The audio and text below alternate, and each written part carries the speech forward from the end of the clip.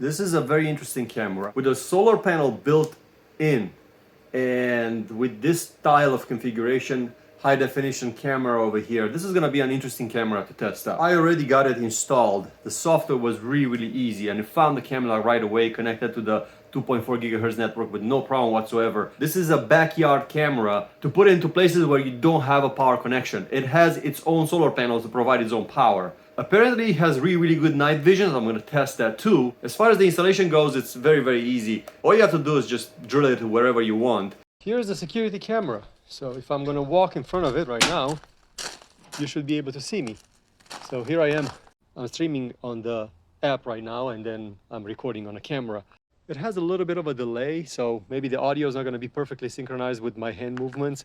The app is pretty good. It has motion detection, so you can turn it on and off. If you have it on or off, it's going to change the way that the battery gets used. Also, the battery is a solar charge. If we're going to look under battery management, you're going to see that is 96% because it's a super sunny day today outside.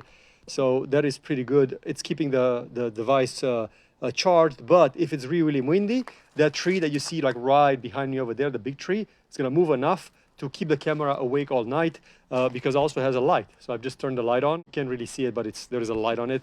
At night, it's really good. It lights up the backyard really nice. The problem is it uses a lot of power. So if there's a lot of wind, I should position it a little bit lower so then it doesn't catch that tree in the back.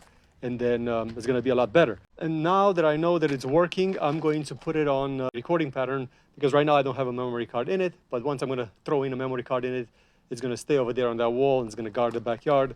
I think it's a pretty decent camera. I really like it.